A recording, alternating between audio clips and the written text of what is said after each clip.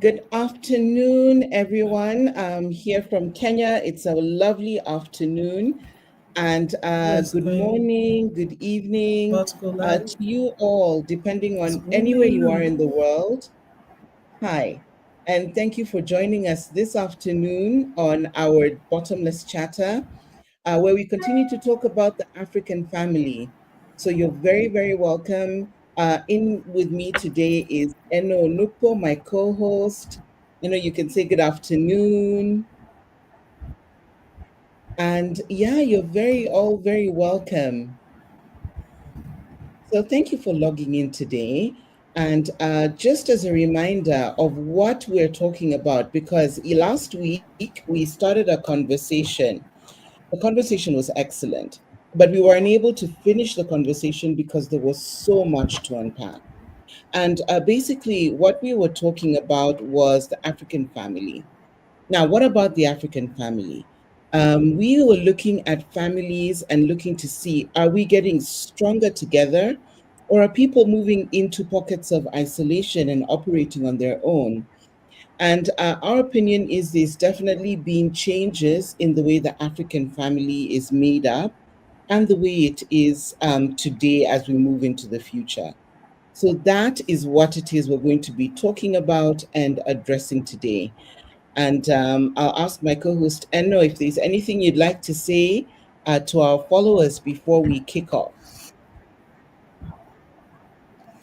Hi, everyone. Thank you, Valerie. I'm excited. Today is a beautiful day, a sunny day. I'm hoping for a very steady internet.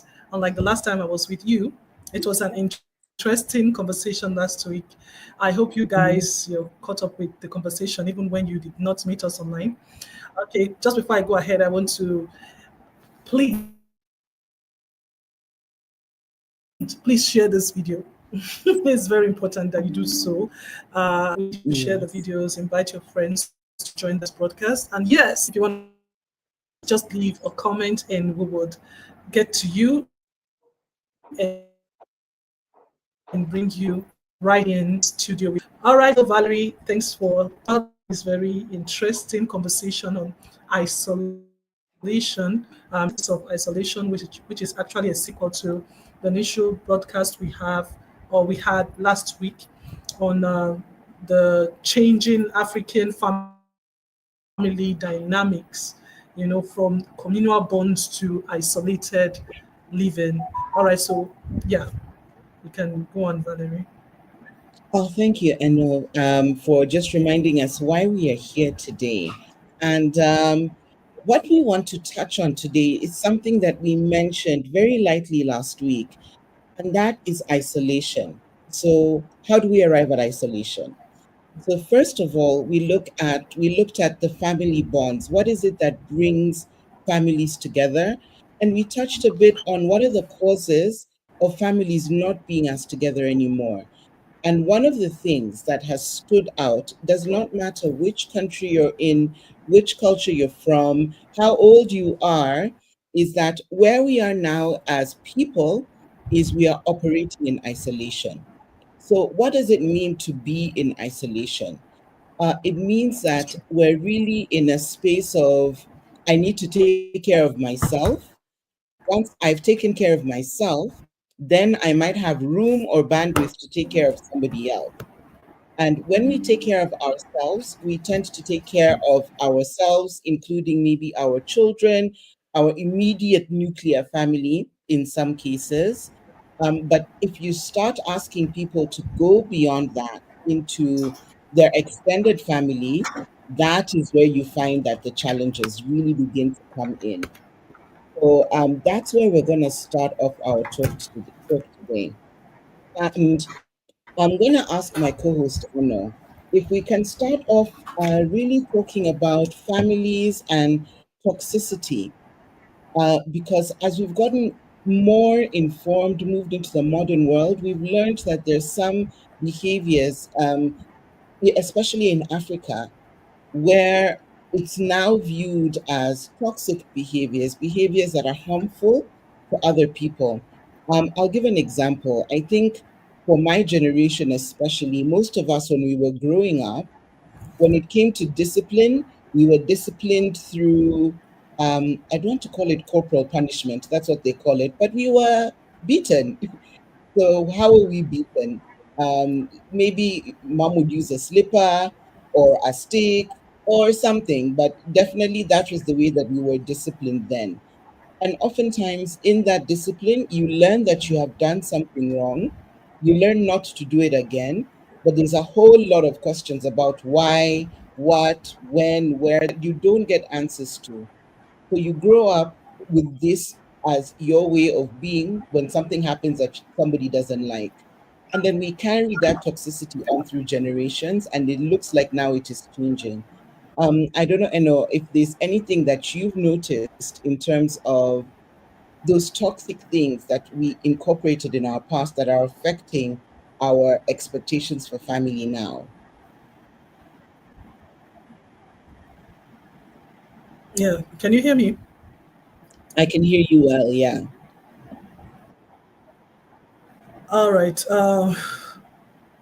There's a very huge difference what we have then or had then and what we are having now. You made mention of the way we've been disciplined at that time compared to what we are having right now. Uh, the way the children are being handled when they do things wrong brings a lot of animosity, as in the generation of now, compared to then when we are being dealt with when we go wrong by our parents, direct or extended family. It could even be, let me bring, when I say the word communal, in the real sense of the word communal, not just the blood related extended now, even those that stay in the neighborhood actually the family, everyone can actually but that's not what we have right now. It's all about privacy, it's all about boundaries and respect. You don't talk to my child, you just leave whatever discipline to us to do. You may just maybe report the child to us if they've wronged you, but you don't touch the child. Unlike before. I still remember growing up, it was everybody in the community that had my mother's children, and there was no Mhm. ill story or anything bad that came out of this kind of relationships. We all grew up well. We grew up sound. I mean, morally, everything. We grew up sound. There were no stories, any kind of ill happenings like you're seeing now. Like I said, some of the reasons why people stay isolated from families because of security issues. Yeah, there were no harassments or child molestations. Maybe if they had them, it was not as pronounced as what we have now. Yeah, so it was quite different in so many regards. The way the bringing of a child was in the time of parents and our time. Yeah, no. Yeah. Oh gosh, there's something you've touched on that just took me back to my childhood, and that was community. I think yes, as children, we belonged to our parents because they're the ones who brought us into the world, but it's a greater community that really did bring us up. Our aunties, our uncles, our neighbors, our teachers, everybody was part of this process. And with everybody being part of this process, it actually made us more, I think, respectful of older people and better able to listen to them because we knew that many times when Yeah, they spoke to us, it was from a place of caring, a place of concern, and there was not much misinterpretation. that's true. And I'll touch on my experience now with my child and what's changed in that. I think over time, even the close familial bonds of aunties and uncles, of friends and their children, of even just neighbors, there's definitely a difference in the way that we interact. I think today, like when we were children, if we left home in the afternoon to go play with our friends in the neighborhood, we were free to go in and out of their homes, to interact with them in that way, to spend time with them that way. But today, when I think of my son running around in the neighborhood, I'm concerned if he goes into somebody's home because my concern will be what's happening in that home. Do we have the same values? What if he gets hurt? So there's many more questions that I ask myself when that happens. I don't know, what has your experience with your family been like?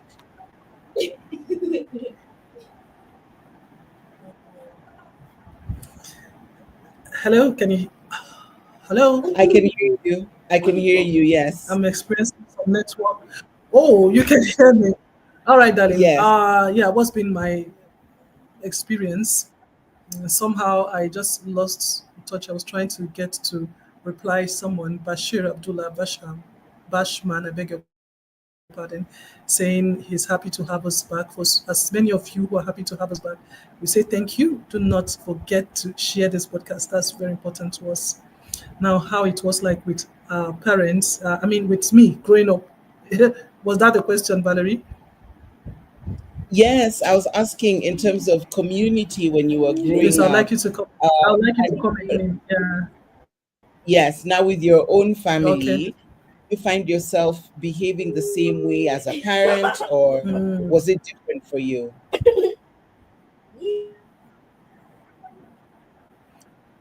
Growing up, and like I said, it's very, very different. We try to still, rein in some of the attributes of the family dynamics we had into the current system I'm having now.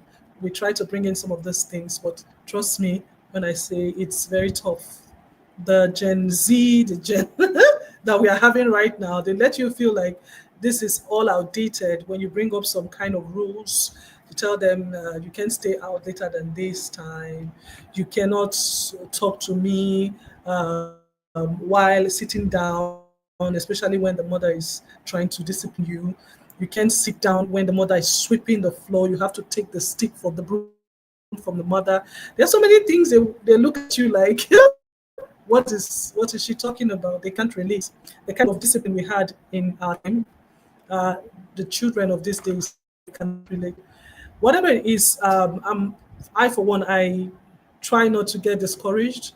Um, I believe that we have lots of positive, that we can positivity we can bring from the other generation into this generation. So I do not get discouraged. I still continue to impact. Let me use the word. Yeah, continue to impact whatever values I have been able to get from my parents to the generation.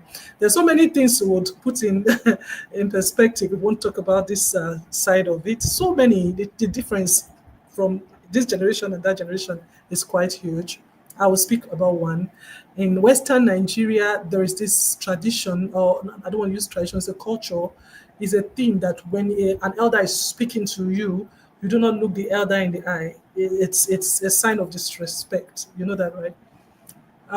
But right now, the kind of exposure, I mean, education that the children of nowadays are having, it's like when you do not look at somebody in the eye when you're talking to them, it means that you have something to hide. It means you are not being straightforward. So you see that disparity in this culture and the trend of nowadays. They don't understand. And you keep telling them, don't look at me in the eyes, and they look at you like you are saying something that is not uh, correct. They try to correct you. Anyway, this is why we are paying school fees so that they learn better things. And that's not to say our values are not better. We have very priceless values that we've gotten from our parents' generation. Oh, I agree. I agree. Oh my goodness, it's in the small things that affect the way that we interact with each other, we interact with our elders, and interact with our community at large. And it's good that you mentioned the Gen Z, because the Gen Z are a completely different way of being, of behaving, of they're so different from the way that we were. And I think in them, what I have noticed when it comes to them and looking at family and friends is that for this particular generation, rather than having very strong bonds with their family, they tend to have very strong bonds with their friends. And do you think the reason that they come together with their friends Mm. so tightly is because there's a gap in the way family has evolved? so that if they want to be close to the family in the same way, there's just the way to go about it has just changed. So they're not finding that there. And instead, they're choosing, let me then bond closer with my friends. All right. So one culprit why we are having this change in dynamics is information. There is information all over the place in this generation compared to the last generation.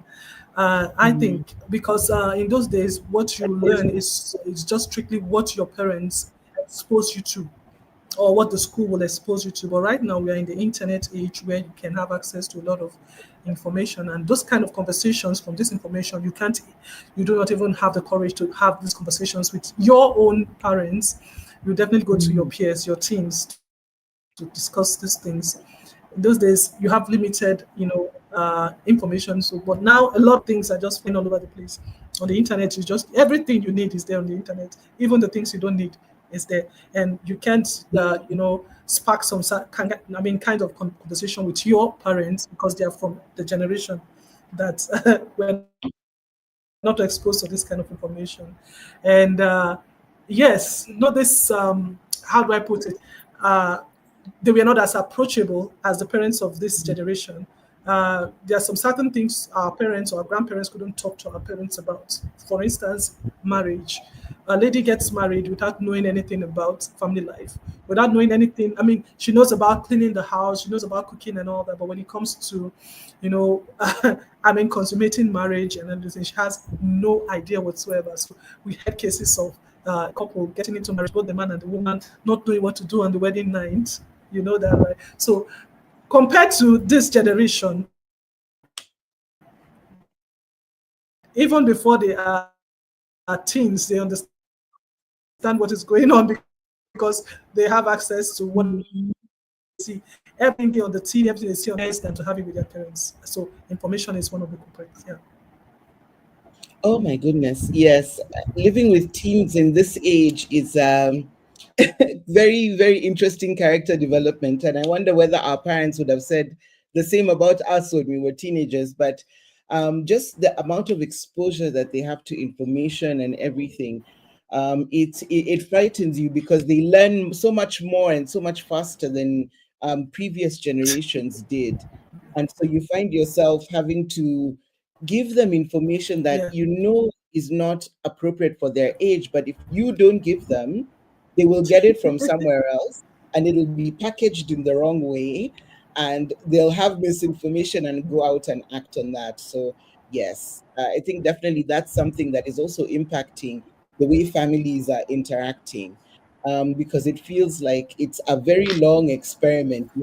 Every day it's a new level of the experiment as you try and figure out how to parent in this age. And just now touching on that, as you and I are getting older, in the next 30 years, we'll possibly need support from our children, the younger generation, so that we can go into our final years here on earth with care. And what I'm observing is that traditionally, what would happen and what I've observed is as parents get older, children take care of them. So it gets to a stage where if your parent is very old, maybe they will move from the city to the village to live a quieter life. But even as they do that, as children, you continue to send them upkeep, food, something to keep them going, and you continuously check on them.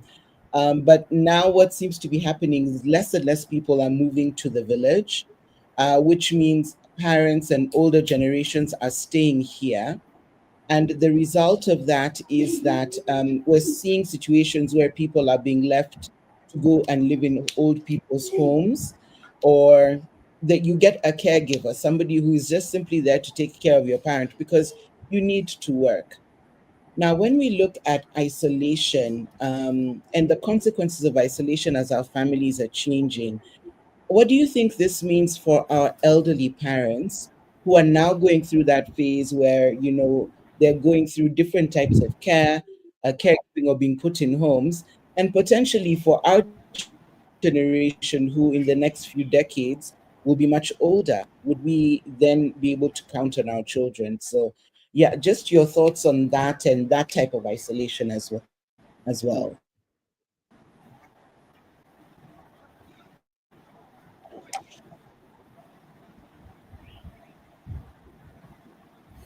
All right, so I think we need to do a quick one on understanding what isolation is and what privacy means. Sorry, I'll be taking us back a little bit to our previous Yes. conversation. What Mm, isolation is the word separation, separating people. I mean you have a bunch of things and you just take one out of it and let it stay on its own. That's just a simple way I can explain that. Isolation. And then privacy, I think this is the issue here, because people want to live private lives. They tend to forget that over time it's going to spiral into a kind of lonely living. Over time, you are living alone for a period of time. You will lose touch with.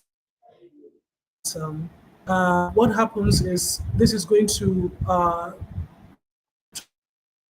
transcend from one your generation to your children. They do not know other people. We're talking about the consequences of isolating yourself because of privacy reasons. A lot of people want to just be on their own. Last week, um, we used to have families in those days where before technology, I mean, mobile phones became a thing. People just come from the village to the urban centers, I mean, urban areas, and they knock on your door, and that is your great uncle from the village. Without informing you, he just comes in and, hey, we're all excited. You welcome them, give them food, you take care of them before even asking them why they came, and then compared to what we are having now, that you just come to someone's house, they look at you, why didn't you tell us that you're coming? Everybody wants privacy. Yeah, so when we continue that way, we raise children who become withdrawn from the the community. I mean, the extended community. They do not know. We have people now, like Valerie said, some of them, they don't even know their uncles. They don't know anybody. Just say some, oh, this is my cousin, and you wonder who's the parent of that cousin. you know they end up becoming isolated. Another thing is urbanization. You get so busy in town, you get so busy in the city, you're working, and those back home living a modest life, doing farming and everything, they're just having the fun of their life, living alone all by themselves and and their other extended family, living well. But you are there in the city, not connecting with these people. When you get old, the things that likely to happen to you is your children, like yourself, would get detached from you because they will be busy doing business, doing work, and all that, and you are going to be a burden to them. And this is one of the consequences you're talking about. You are going to be a burden to them, and even if you don't become a burden to them, you would experience, this symptoms of old age. Like somebody will say, your brain will shrink. I don't know if there's any scientific backing for that. Your brain will shrink, and you cannot bear the noise in the city, the pollution in the city, whatever in the city. You would be looking to go back home where it's quiet, where the air is cleaner, where the food is fresher and much more natural. Going back, how do you connect to these people that you left all these years? So because you can't even go back to this place, these people, you are just in between. You are isolated. The children are living their lives in a level that you do not even understand, because a lot of things have happened from your generation to their generation, and you are just in between. Imagine your life at that stage. So we're talking about the consequences of wanting to live a private life, isolating yourself from the bigger family, both extended by blood and the community, wanting to stay on your own. It has it has consequences on the long run. The old age will not be palatable. The children of this generation because of westernization, look towards putting their parents in homes, what they call them, people's homes. mm, So you need to build bonds that will make you still exist, make you live better lives, Quality life, Mm. how to navigate old age. I think this is another topic, how to navigate old age. I think we should talk about that. How to prepare yourself for old age. Don't Oh you my think so, goodness. Valerie? Yes, we need to talk about that and start, yeah, thinking about how to prepare ourselves. But there's something you've said that is just so magical for me, and that is the privacy, that we are really, really looking for, and how it has limited our ability to be receptive to even family members. We want to do things on our own until one day you wake up, you don't want to be on your own anymore, but there's nobody there because everybody has been on their own for so long. We don't even know how to begin approaching each other again to see how are you, what's going on, and rebuild that. So there's that element of privacy that is coming in the way. And just to touch on that, I'd like to know, because maybe the challenges in terms of privacy in Nigeria are the same as in Kenya, and ask why is it that we are so committed to our privacy, whereby you really just want to do your own thing by yourself. Why is that? Whereas just a few years ago, people were doing everything together, you know? So, what do you think is contributing to this need for that level of privacy? And I'll add a step to it, also having relationships at the very surface. You see each other, you hug. After that day, it's a year before you see each other again. So, what is contributing to that? All Mm. right, Valerie, you're taking me back to the last episode, but we'll talk about it quickly. What is Yeah. making people to live more private lives? Yeah, that's the question. We said security issues. A lot of things are happening because of economic situation. I mean, the rate of poverty in Africa. Uh, Let me speak for Nigeria. The economic downturn is making crime rate to increase. And it's sad to say that one can't even trust their neighbor. You can't even trust the one who you call a brother or a sister with your child. How much more neighbors? We've heard of cases where infants were stolen from their parents, and that's by the help of a neighbor or of a family member. Crazy things happen, trust me. And yeah, everybody is wary of the next person. There's no much trust being eroded in the family setting. So because of these security issues that may come up, people tend to guard their nuclear family jealously. They do guard their children, guard wives and husbands jealously. So this is one of the reasons that why people want to live private lives. Another core reason is economic factor too. Having this communal living actually comes with a lot of responsibilities. If we use the Indian family dynamic, we see a lot of Indian movies. So let me speak from my experience. Watching Z World is not it's not a waste of time. We see a lot of communal families. Living extended family living in India, where they have to live from one business as a family, eat from one pot, both uncle, auntie, great uncle, everybody's living like that. Now, expensive to maintain. You have not taken care of your own, children. I mean, your two, three, four children, and you are bringing in your brother's children, your nephew, your nieces, and it is quite expensive to maintain this extended family setting. Family life. Sometimes, yeah, these responsibilities could be shared. However, people just prefer to just take care of have the family setting that they can manage effectively. They want to know where the money is going in. But because of this families, as I beg your pardon, this economic situation, people tend to stay away from what will bring them lots of responsibilities. So I've mentioned two things. I said one, the security, and secondly, it's economic reasons. I don't know, Valerie, can you remind me, is there any other thing we talked about last week that could cause someone to stay isolated from Um, the extended family?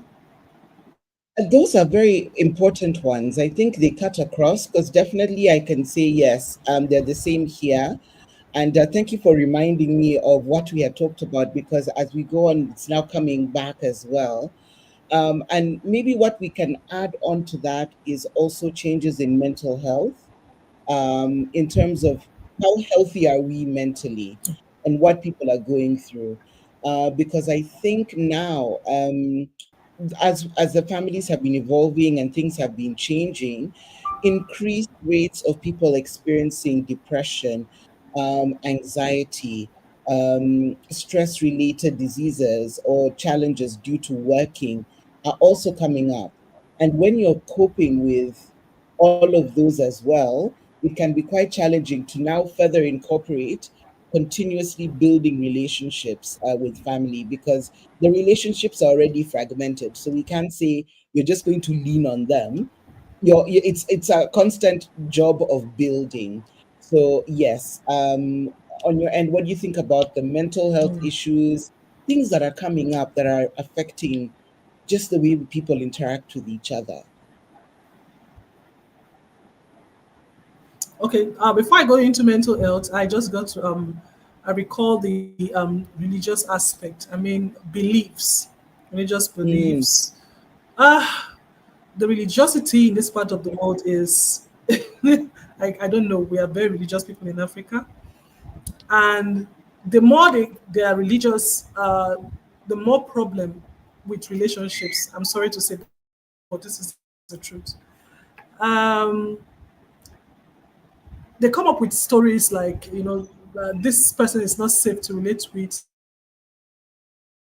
Maybe you're accusing this person of, my prophet said this, my imam said this. It's one of the reasons why families break. We need to say it as it is. For those of us that are watching me, we need to be very, very careful. There is beauty in numbers, there is strength in numbers, there is strength in multitude. And one of the things that the enemies can do to us if they want to get us at us is they would divide us. It's a divide and rule kind of thing. And unfortunately, this is what religion can bring. I mean, religion, when we are being too religious, it could bring to families, both nuclear and extended families. So if we are not careful, our beliefs may ruin relationships and get us isolated. It is one factor that we need to talk about as Africans. Beliefs can tear us apart. And they have, for us that are Christians, they would have a scripture that would back it, that when you are with Christ, that you will separate from your father, you separate from your mother. There's this scripture that we used to back it. So let the dead bury the dead. Even when your parents die, you don't give them the respect. Just let the dead bury the dead. That's what the scripture says. All these things. I don't know about what's applicable in Islam or other religions around the world, but yes, from what I see, religion is equally one of the things. When people don't get religion right, they tend to tear relationships apart. yes, thank you, Eno, for sharing that. And Osaro, it's fantastic to see you. Welcome. Thank you for jumping in as we go on with our bottomless chatter today. And yeah, Wow, welcome. thank you. It's a pleasure to be here again. And yeah, I I just woke up not long ago. Yeah, I went to bed pretty late last night. It was my 10th wedding anniversary, so we had Ah, a unique night. I went to bed Yay! late, and Congratulations, doctor. yeah, Wow. thank you. And I just Like that. woke up. You can see my eyes still red, needing more sleep, but I got to be here. All right, let's do this. thank you. Oh, it's fantastic to see you. And Yeah, yeah, you've absolutely. jumped in just as we were touching on challenges with isolation. In terms of we've looked at our mental health challenges, we've looked at economical challenges, social challenges, which is what is taking families away from bonding and really coming together. So I'd ask Yeah. then, All from right. your point of view, as your day begins, are there any other challenges that you think are actually coming in the way of families really coming together that is increasing isolation? All right. Uh, Thank you, Valerie. And I was going to comment on the boss lady's background. So shiny, just like the last episode. But anyway, you see, um, that keyword there, isolation, it's a strong one. All right. And you know what? Let's look at it this way. One can be physically isolated and then feel lonely, and that is no choice of theirs because they are alone. And another way is that you can be in the midst of family in a crowd and still feel isolated, feel alone. And there are a multiplicity of factors that can be implicated that can influence this. But to have a family and still feel alone negates the very essence of having a family. If you are religious and you belong to the Islamic faith or the Christian faith or any other faith, from my wide reading, I do believe that we come to a central point in some aspects, I will say, about how the world started and how there was a supreme being who created a human in the form of man and then saw that he was physically isolated and, and conditionally isolated in spite of the fact that he was in the midst of animals. He gave them names and in many times had a free reign with them. And he was provided with a female. And that filled the void of isolation in the life of this original human. And so the very essence of having a family is to, I mean, take care of this isolation, isn't it? So when there is a family and one feels isolated, alone, lonely, whatever word you try to use, it defeats that very essence of having a family. And that becomes a problem. If not, we won't be talking about it today. Statistics, um, anecdotal reports are out there to show that a lot of people not only feel alone and isolated, they degenerate to many ills of the society: drugs, alcoholism, uh, and lots of other, devices that are a fallout of this. So let's get to the central point of a family.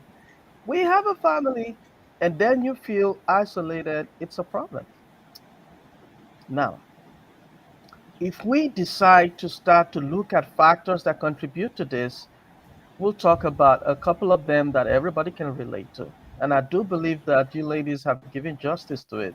You talk about religion, and when one doesn't conform to the faith of another person in the same family, there becomes some sort of withdrawal, and everybody tends to fall apart in the family. We talk about physical isolation, where everybody's thrown in different parts of the world. Yeah, I do remember, and this is coming home. I come from a closely knit nuclear family, and thank God for technology that we are able to keep, in touch and get ourselves, you know, give some company to ourselves in such a way that we still feel that we're family, right? If there were no technology, I would say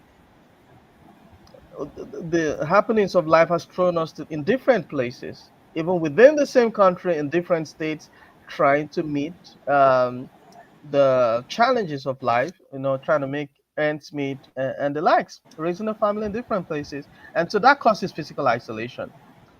But it doesn't in any way limit bonding because we've got the luxury of technology these days that we can easily fall to. We have WhatsApp group, Telegram group and channels that we can communicate. I still keep in touch with a couple of friends from way back, and that is as a result of technology. But in spite of all this, why is there isolation? What are the challenges associated with isolation? That forms the crux of this matter. Do we have uh, a burden in society as a result of this? It's a big yes. Do we have institutions that to take care of this? It's a big yes. Are the institutions overhauling and totally taking care of this? It's a big no, because even in spite of the attempts to do that, it's not working. I have come across situations of a man and a woman, I'm talking about adults, who have made up decisions to get together and form a union, get married, and then the idea or the notion of, oh, he doesn't attend the Catholic Church, or he's not from the same faith, so we can't do this. That in itself creates the route we're going towards isolation. You are telling the person you don't belong, and that is bad. I I I am in my community here in Minneapolis, Minnesota. I read the news this morning on my phone that a law has been passed, and the law is it is forbidden to discriminate against people who are overweight in terms of hiring decisions. Just merely saying you are fat or you are overweight is now against the law. And I would say something like this happens as a fallout to what we're discussing, isolation, when people are given characteristics, given names that are not theirs, but because of how they look, they start to feel isolated even when they shouldn't. They feel isolated, they feel left out, and it becomes a burden to society. And that law, I give it a double thumbs up, because it does in many ways put into check things that we shouldn't be doing to individuals and to society. Yeah, I know that I just touched about a bit about everything. I haven't really given so much focus on one particular angle, but I do believe that as this talk goes on, I will put my thoughts together and then follow it through one route at a time. Okay, let me stop here for now. Oh, thank you, Sarah. That Doctor, law.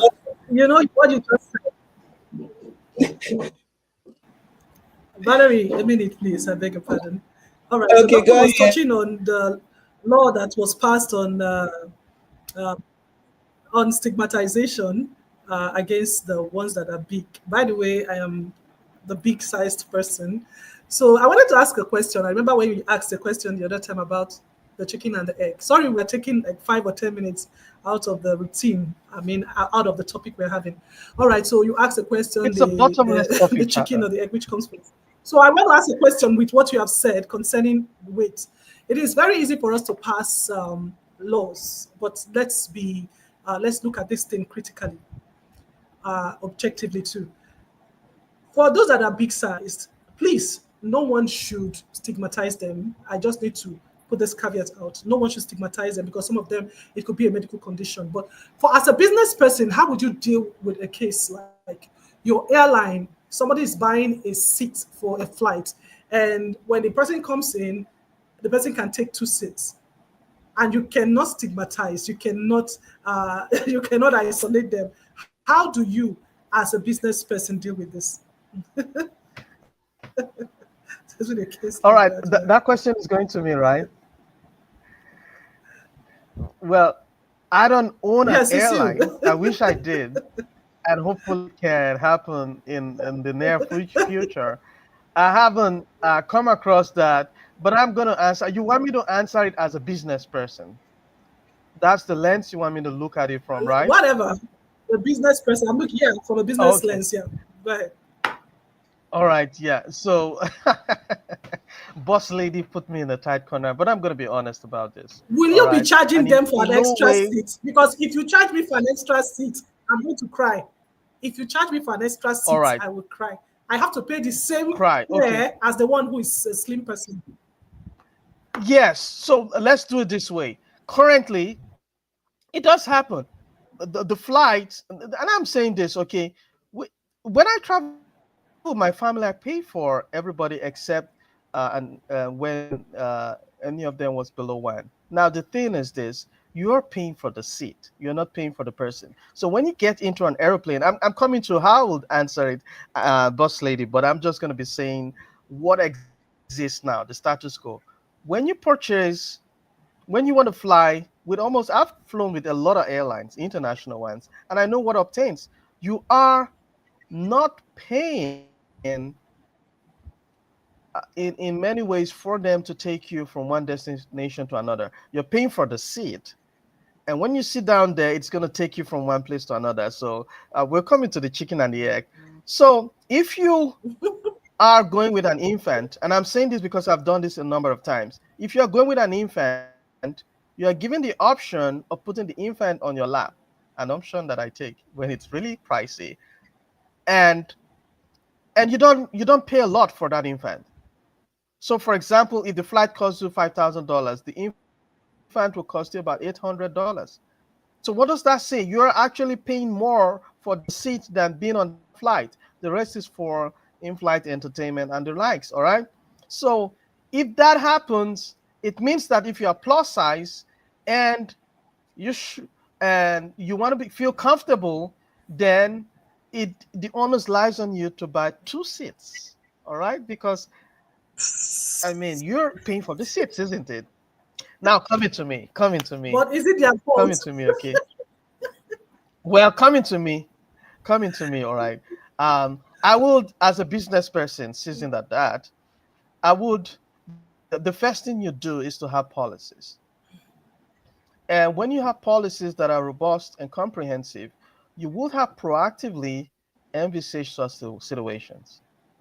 I will put it right there. We're paying for the seats. But to be quite honest, and this is part of my DNA. And in no way saying this because I'm in the front of the screen. I won't. Nobody asks to be plus size. I would like to put it as plus size. All right, which doesn't limit them in any way. I don't know why society or we tend to look at it that. I don't look at it that way. I will in no way discriminate and in no way charge them extra. A few $1,000s to keep my customer comfortable even if I'm running on a loss, would not kick me out of business. So I would in no way do that. And that is because I have studied business, I have been into business, and I know how business runs. This is not an everyday occurrence. But what sets you apart and gives you a competitive All right. advantage is when you do something others are not doing. And that something is put out there. So I'm going to say this again. If it's me, I won't charge. But I'm putting this disclaimer out there that airlines charge for the seat. They know this, and that's why they charge for the seat. So now the chicken and the egg, which comes first? Oh, Um, chicken, oh chicken. gosh, this is so interesting. Doctor, I'm just going to not pray for you so you do not have plus sized customers the whole day coming to your You know business. when If you have you're that right. kind of When I was unusual saying that, scenario, what will I you was just do? thinking that. I was just thinking that maybe when I have a business, I just have a local domestic airline and have a few planes, like two or three, and I allow this to happen. And maybe this plus size people have a WhatsApp group, and then the person comes down and go and put in the WhatsApp group, oh, this airline, Osiris Airline. Well, by the way, I'll give it another name though, something fly. This airline allows us to sit in any number of seats possible. And then the next day, I get a call from my crew and say, is there a world plus size day going on? And everybody plus size is traveling. And all the plus size people want to patronize me. I think I'll run out of business. oh But gosh, it is what it is. All right.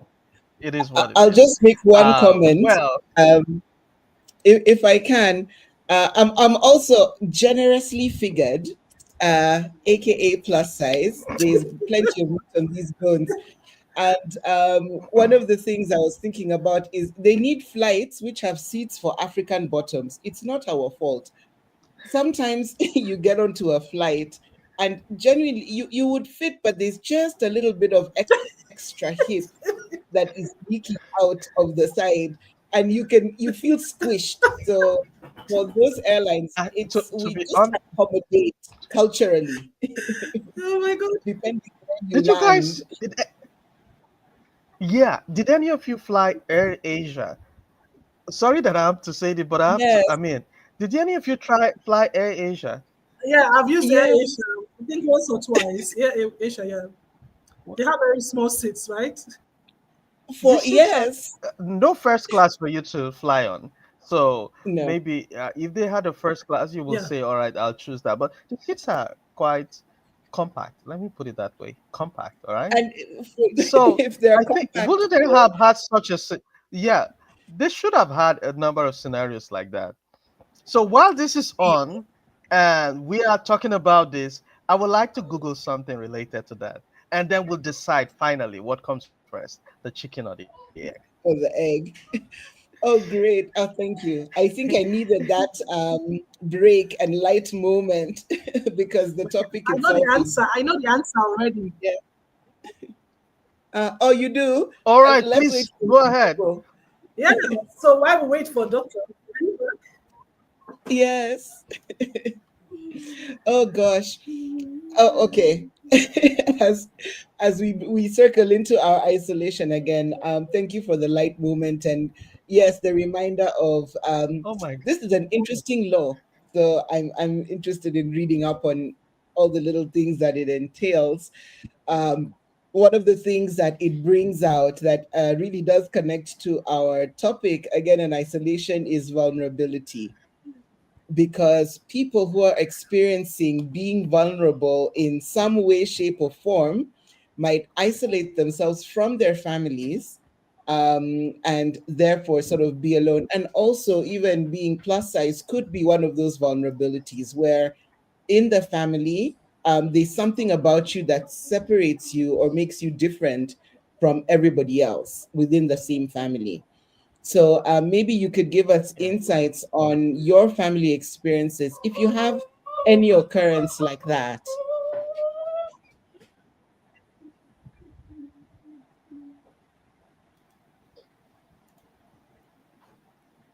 Did you guys hear me? Oh yeah, yeah, Valerie, we please, can you would hear have to you. repeat Yeah, that. you're on. I didn't hear you. No problem. So I was saying, in the family, sometimes there's something about you as a person that separates you from everybody else. It could be even just being overweight or something else, you know? So, do you have people in your family who have isolated themselves because there's something about them that's different from everybody else?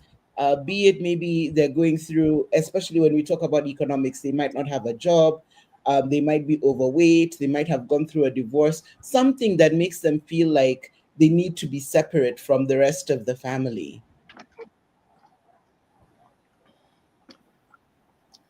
All right. I So even if they do not need to be separate from the family will isolate them if we have cases.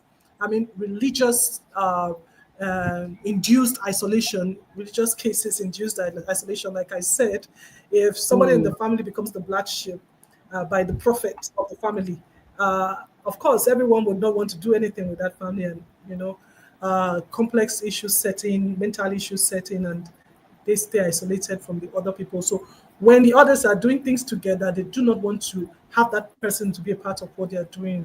So these are very valid cases. We see this every time in families. And this has got to stop. Yeah, it has got to stop. I remember a case in point. By the way, maybe we can end the show with I googled that information and I've got some really interesting feedback from it. But it's not spoil or deviate from the train of conversation here. I will get on track. Okay, so I have an example that I want to give. All right, so there was this family, a friend of mine. We're close, and I used to admire their not just a nuclear family. I do admire, but their extended family. And And that is because you could see this close knit, they're always celebrating together. One is staying in another person's house and they're having fun like they would have in a nuclear, I mean, if they were staying in a nuclear family. And but something happened.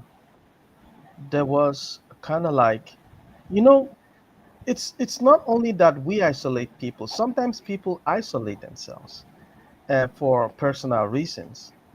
Uh, and so I noticed that whatever I saw with the bond and the togetherness amongst this family, this extended family, it wasn't there anymore.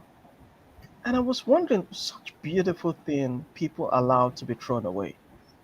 And after a while, I knew it was for real. They were totally I mean, separated. They were not talking to each other anymore.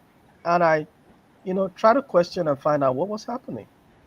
And nobody knew. It was just radio silence from everybody at the same time. You know, it was quite sad to me because these were like a model. I mean, it was a beautiful extended family that it was a model. They all wished themselves, they were supporting themselves while everything was good. And then it all boiled down to suspicion, guesses. Yeah, so One of them lost the first child, is it first or second child, who was doing really very well, a prominent person. And the child was sick and then passed away quite painfully at the prime of his age. And then suspicion started. Oh, this person did something, did some that, and this suspicion was allowed to grow. There's some kind of suspicion that starts and then we try to nip it in the bud immediately. But it was fed and it was allowed to grow and it spread, and now none of them talk to each other. It's so painful because I witnessed when they were really close, but now they don't. It's quite heartbreaking because the individuals in this extended family, when I say individuals, I mean the individual families, right, are now isolated from the other. And now at some point, there was this migration thing going on, and you found some of them migrating to the same country, but they don't even talk to each other. Mm. Oh gosh, all yes, right. you've definitely, yeah, touched on something. Pockets appear in families. People find themselves isolated. You're on mute in case you were saying something, Osaro. But yeah, people find themselves Oh, isolated yeah, in all that right. sense, and the isolation builds on itself. So imagine what those family members tell their children and what their children will carry forward. And it's all because of maybe something very tiny, whereby if people sat down and communicated, that would not have become the big problem that it was. So Yeah. yes, yeah, that's definitely a way that families are experiencing isolation. And Eno, I don't know, what do you think of Yeah, what Omar has shared? yeah, the impacts of isolation. Yeah, what he has shared. I just want to go a bit further so that we can cap this topic and look forward to something different. Economic and social impact. The loss of informal safety net. We talked about how everyone is accountable for everyone's child. When we are living in isolation or separated or living private lives, the support you need in time of crisis will not be there. Trust me, uh, we've had crisis growing up that if the neighbors that we were, in very good relationship with were not available or not around, we would have lost a child. Yeah, it's that deep. So when you stay in isolation from your extended family, it comes with a price. Um, yeah, the cost of caregiving as well, because you must take care of those that are weak or sick or the old ones, I mean the aged ones. You would have to pay for this, which would not have been the case if you were living in an extended family situation and everyone is looking out for each other. The situation of family rituals and values. I believe one thing, there is beauty in diversity.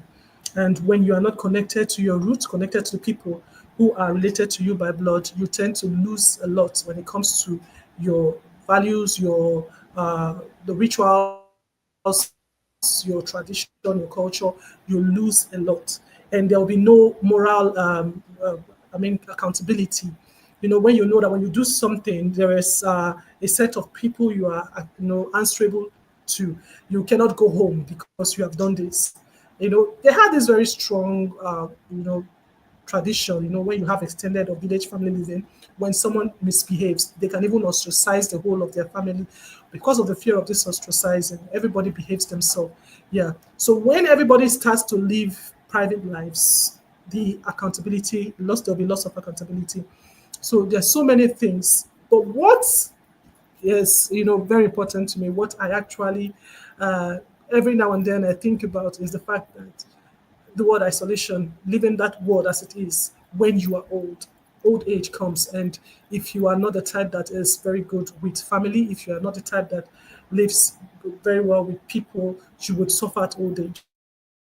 So we all need to prepare for that time. Like I said to Valerie before the doctor jumped in, I think we may need to take a topic on how to navigate old age, because it's not going to be funny if we are trying to imitate the Western civilization, Western world, the way they do their things, and we are not doing correctly because they have a system that's working for them. They have a system that takes care of their the aged ones in care homes. Even if the younger ones, the children, do not bring money, the system will take care of these people. But when you are trying to emulate them and you are not doing it properly, the old ones here in Nigeria or in Africa suffers because we do not have a system who is looking out for the old ones. So yes, we need to go back to where we started from. We do not have to live like those in the West are living because there is beauty in diversity. We need to embrace our culture, embrace our traditions, and our rituals as well. Wow. I know, yes. Yes, tick, tick, tick, tick. If there was a checklist that I could write on everything that you've said, it would be a tick all the way because, yes, we do.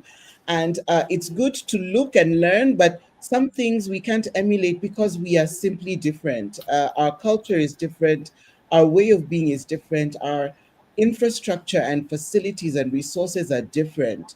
And so we need to have solutions that cater to our unique African situation so that then we have solutions that work. And I think that's very powerful. We cannot simply just replicate because it's working somewhere else. We need to do something that works for us where we are as we are.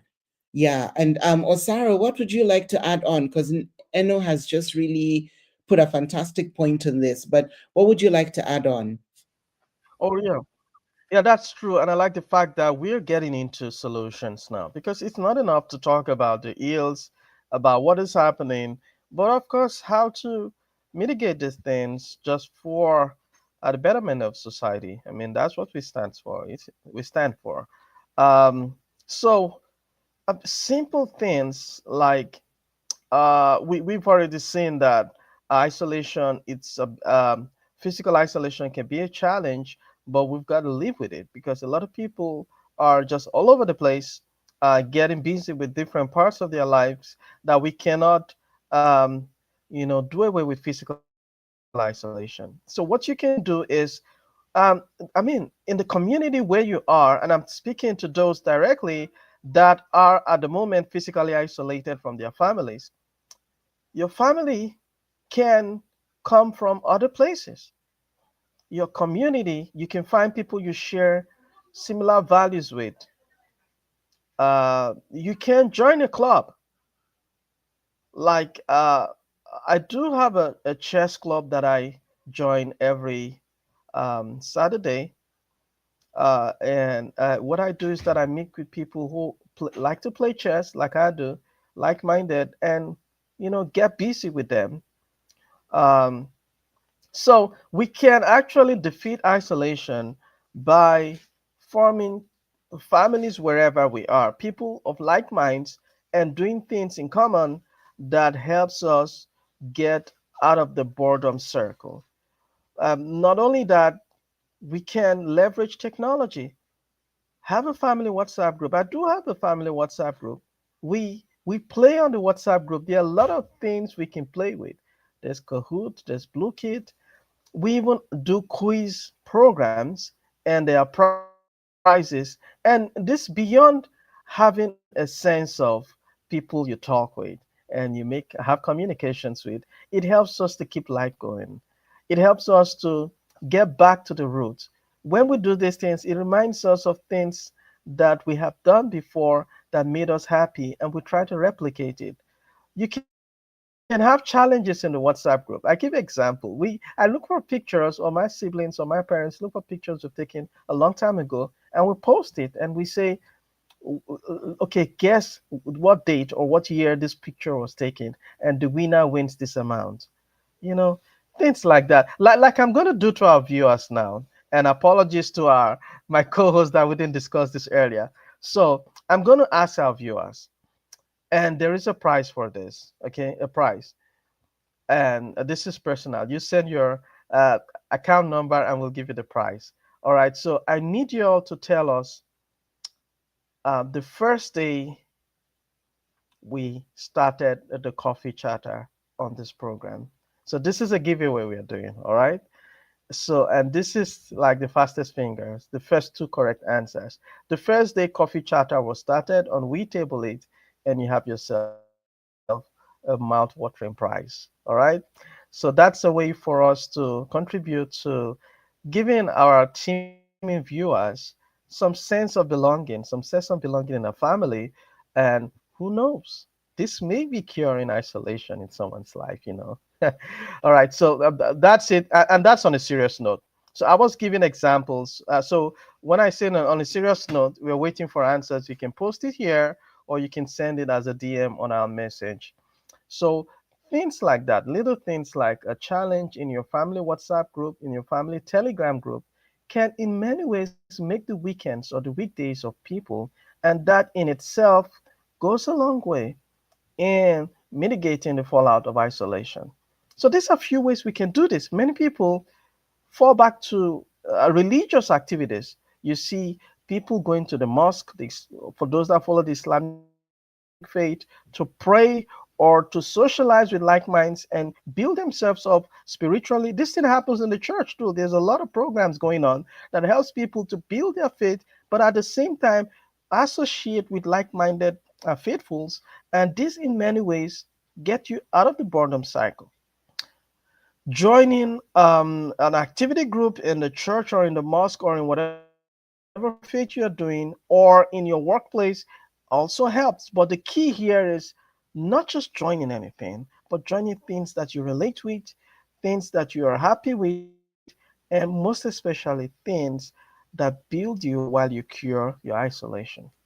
So these are a few things that readily comes to mind. And I think there are a lot more that you can do before you decide to think about going to the counselor and doling out some money for someone to listen to you talk. Yeah, that's it, Valerie, for me. Oh, wow. Thank you, Osaro. Thank you so much. Yes, Eno, you want to add on to something that Osaro has said?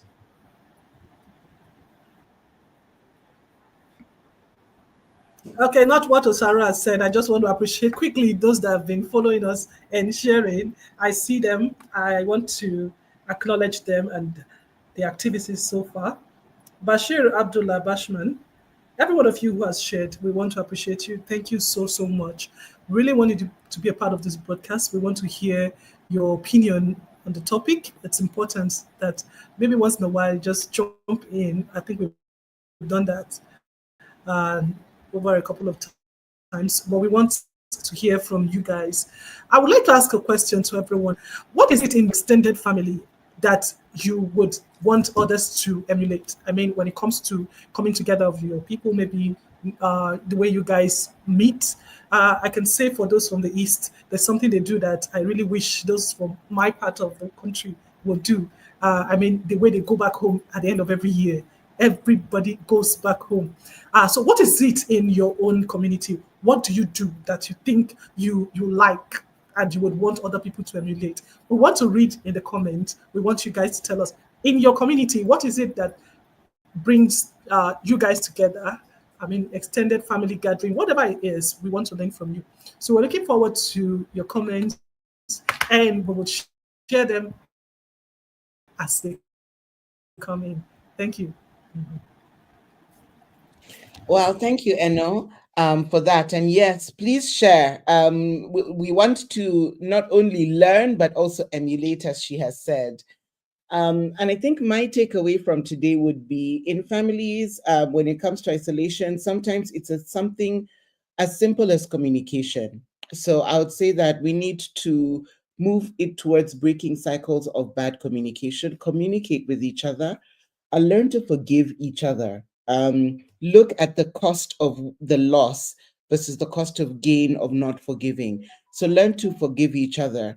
Where you've experienced trauma and pain, learn to acknowledge it and be with it and move forward from it, as difficult as it can be. There's so much value in these family relationships, and we need to continuously nurture them so that they can get us to that sense of community that we would all love to be in. So that's what I would encourage everybody to do today. And today, I'd like to thank you so much for joining us today for this talk. We had continued with our family series where we're looking at the consequences of isolation. Eno has hinted at a future talk, which we'll potentially share with you, which has to do with what are we going to do in our old age? Let's talk about it. Let's address it. Let's see what potentially could come from there. And keep an eye on our pages. If you're on our pages, please make sure you like and subscribe or follow us. If you want to watch any of our previous episodes, you'll find them on Facebook as well as on YouTube, where all our episodes appear on both. And we'd like to just continue to thank you for all of your support and remind you, make sure to like and follow our pages. So, from us here at We Table It around the world, we wish you a good day, good evening, good afternoon, wherever you are, and look forward to seeing you in our next episode. Bye.